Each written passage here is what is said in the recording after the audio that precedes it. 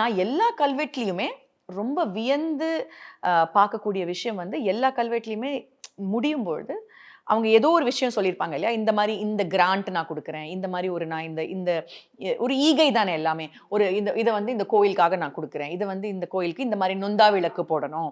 Okay இந்த மாரி 1000 விளக்கு போடணும். இல்ல 500 வாழைப்பழம் குடுக்கணும். வாட்டெவர். அதுக்கு நான் வந்து இவ்வளவு பொன் குடுக்குறேன். இவ்வளோ வந்து பாத்திரம் குடுக்குறேன். ஏதோ காசு குடுக்குறேன். அதெல்லாம் எழுதிட்டு, அதுல கடைசியில ஆல்மோஸ்ட் எல்லா கல்வெட்டுலயுமே சந்திர ஆதித்யவரை அப்படின்னு சந்திராதித்யவரை இந்த சாசனம் இருக்கும் அப்படின்னு எழுதுவாங்க. ஸோ, அதாவது நம்ம வந்து நம்ப லைஃப் வந்து ஒரு எக்ஸ் அமவுண்ட் ஆஃப் டைம் தான். நீங்க எவ்ளோ பிடிச்சு வச்சுக்கிட்டாலும் யூ கான்ட் லிவ் ஃபாரெவர். நீங்க எப்படி உங்கள இம்மார்டலைஸ் பண்ணிக்க முடியும்? எப்படி நீங்க வந்து உங்க வாழ்க்கைய நீங்க உங்க காலத்துக்கு பிறகு நீங்க வந்து வாழ முடியும்? இப்ப நீங்க ராஜராஜ சோழன் சொல்றீங்கன்னா, அவன் வந்து கட்டின பெரிய Naga's Art and Pasta Combo Offer. Buy now.